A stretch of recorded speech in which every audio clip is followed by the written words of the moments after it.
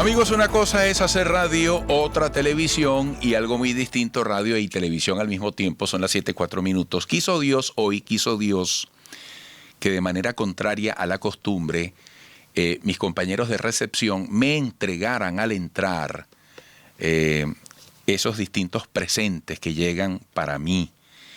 Y uno de los presentes que recibo hoy, antes de venir al programa, es precisamente un obsequio de mi primer invitado. Fíjate tú, Francisco, qué maravilla es la vida, ¿no? Ya tengo en mis manos el libro Venezuela en clave de paz, breve historia de la convivencia nacional, desde 1820 hasta 2020. Editado por ti y también por el sacerdote jesuita Manuel Zapata, bueno, con el apoyo de la Fundación Centro Gumilla, prólogo de Inés Quintero, como siempre, como se dice en buen criollo, Francisco, una maraca de libro, qué bien editado, y estamos seguros que su contenido es súper oportuno. Francisco Alfaro es politólogo, doctor en estudios de paz y conflictos, consultor de organizaciones nacionales e internacionales en materia de mediación y análisis de conflictos, investigador incansable en historia de los procesos de paz. Francisco, buenos días, felicitaciones por este nuevo paso. Muchísimas gracias, Eduardo. Buenos días y bueno, nada, esperamos que este libro pues pueda servir de un pequeño bosquejo de lo que ha sido la historia de la convivencia en Venezuela y cómo los venezolanos, a pesar de los conflictos, han buscado siempre la manera de alcanzar acuerdos para seguir adelante. Voy a comenzar apelando a un titular que ayer me llamó la atención del experto en opinión pública, digámoslo así, Jesús Seguías, quien decía: esto terminará pronto en una mesa de negociación. Llegó la hora de bajarse del ring, de detener la camorra, de construir una nueva mayoría y acordarse para la reconstrucción del país. ¿Tú eres tan optimista como Jesús Seguías, quien dice esto terminará pronto en una mesa de negociación? Mira, yo siento que en este momento, Eduardo, una de las prioridades fundamentales es una mesa de negociación en la coalición opositora. Esto es algo que se viene pidiendo de alguna manera desde hace tiempo, distintos expertos lo han venido señalando. Tanto la coalición opositora como la coalición de gobierno son archipiélagos. Como tú sabes, los archipiélagos están conformados por diferentes islotes, ¿no? Y en el caso específicamente de la oposición, esos islotes han venido aumentando en los últimos meses, porque bueno, hay distintas opiniones sobre la estrategia a seguir. Para nada es un secreto que el actual contexto es un contexto muy complejo, es un contexto de régimen híbrido, donde hemos pasado en los últimos 20 años de una democracia liberal imperfecta a un autoritarismo hegemónico. Y por supuesto esa gradación y esa evolución a lo largo de 20 años ha hecho que el contexto no sea para nada fácil. Esto sin lugar a dudas ha obligado a que dentro de la coalición opositora los distintos grupos tengan opiniones diversas sobre cuál es la estrategia a seguir, cuál es de alguna manera también la táctica a seguir adelante de cara a un contexto que bueno, que ha erosionado el marco institucional, todo lo que son los procesos electorales limpios, transparentes, y por supuesto esa divergencia y esas diferencias hacen más que nunca necesaria que dentro de la oposición se dé una negociación. Por supuesto que en el país, sin lugar a dudas, es necesaria una negociación entre los sectores políticos plurales, entre las principales coaliciones de poder. Eso, sin lugar a dudas, es deseable. El problema es que yo, sinceramente, veo que es poco factible.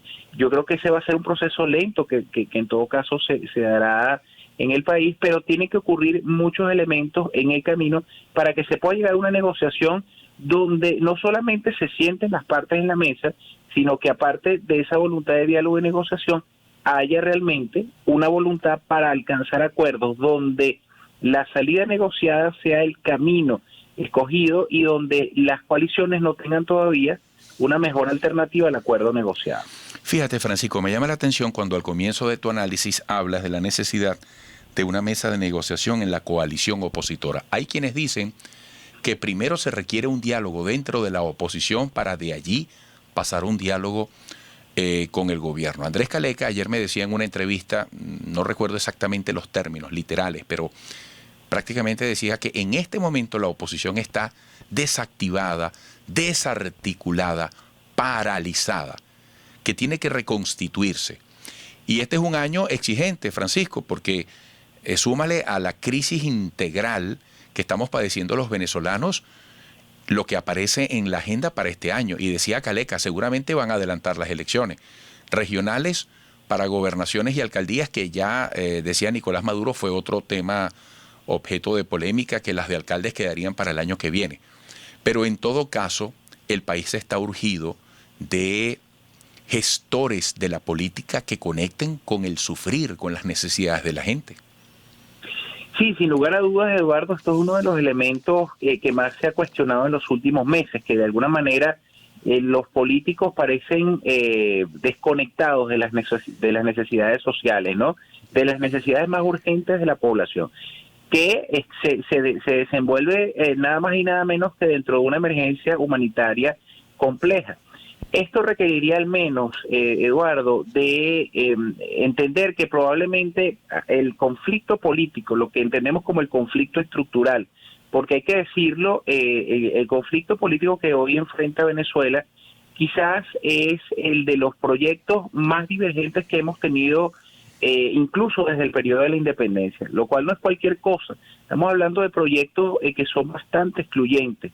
Por un lado, un proyecto liberal democrático basado en la Constitución del año 99, y por otro, un proyecto basado fundamentalmente en lo que es el Estado comunal, el socialismo del siglo XXI, un marco ideológico de bastante peso que hay allí, a pesar de que también es un régimen híbrido.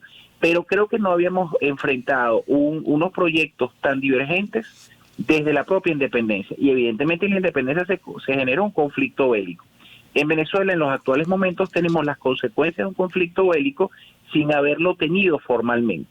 Entonces, claro, en este momento y en este año se requeriría por parte de los actores políticos fundamentales, y por supuesto por parte del músculo de la sociedad civil que lo ha venido activando en los últimos años, esa sociedad civil que está involucrada en la defensa de los derechos humanos, en la defensa del marco humanitario, de acuerdos mínimos para seguir adelante. Es decir, el conflicto muy probablemente va a continuar en el tiempo, y es probable que desde el punto de vista estructural no se resuelva pronto.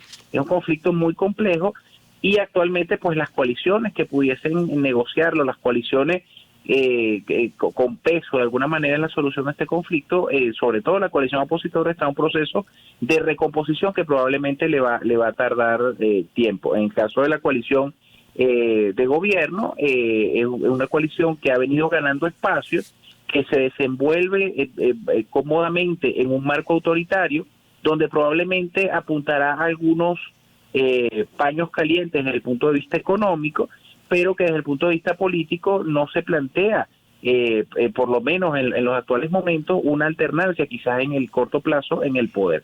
Entonces hay que apuntar, Eduardo, yo creo que esta tiene que ser una prioridad dentro de lo que es el año 2021, a la consolidación de acuerdos parciales que permitan reducir el sufrimiento de la gente, reducir el sufrimiento que ya viene enfrentando la población debido a la emergencia humanitaria. Por eso es que es fundamental priorizar y proteger el espacio humanitario como un espacio donde se alcancen pequeños acuerdos parciales que permitan, al menos mientras se mantenga el conflicto político, la reducción del sufrimiento de la gente, que ya es bastante fuerte. Y lo segundo que tú decías es que efectivamente nos encontramos frente a un año donde potencialmente deberíamos tener elecciones de gobernadores, alcaldes y consejos legislativos a ambos niveles.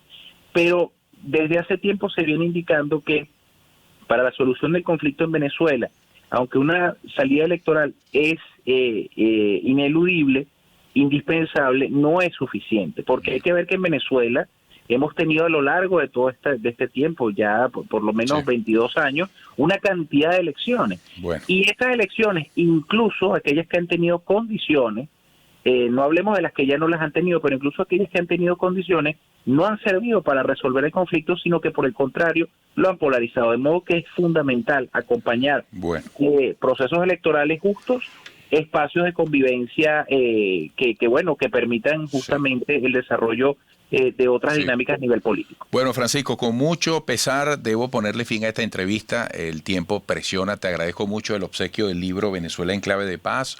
Lo voy a disfrutar, lo voy a leer. Y también agradezco tu disposición de siempre. Un gran abrazo. Gran abrazo, Eduardo. Saludos. Francisco Alfaro, politólogo, doctor en estudio de paz y conflictos, consultor de organizaciones nacionales e internacionales en materia de mediación y análisis de conflictos, investigador en historia de los procesos de paz. Siempre destaco que gente como Francisco Alfaro ha dedicado su vida a la paz, no de una manera reactiva y coyuntural en estos tiempos, sino toda la vida consagrados a la resolución del conflicto. Regresaremos.